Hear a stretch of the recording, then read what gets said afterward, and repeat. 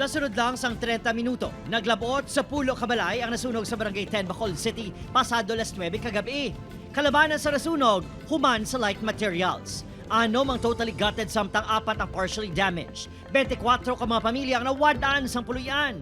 Ang pamilya, alivyado, wala gid sang nasalbar nga gamit. Ang magkapatukod kami uli balay. Hindi madula sa paminsaron sang 84 anyo sa si Lola Janet, ang nakita nga pagkasunog sang ilabalay.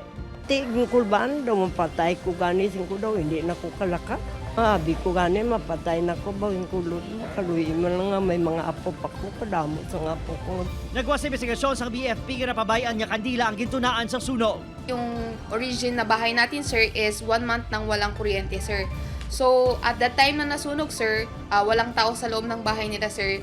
Pero, sinabi nung may-ari, sir, na meron silang naiwan na nakasinding kandila sa taas ng cabinet nila, sir. Wala kami kabalo, kay antes na kami nada maghalin. Secured, madada siya actually. Magluwas sa bulig pinansyal, tutukan sa LGU ang paghatag sang psychological intervention sa mga nasunugan. Na-recall man nila ng mga previous nila nga experiences kada may sunog kag kabalo kita nga kung hindi ma-address it could lead to mga effects sa ilang psychological aspect. Bangod masaming may nasunog sa barangay, hatagan sang pagtamod sa barangay ang pagpahanumdom sa mga residente sa mga pamaagi agon malikawan ang sunog.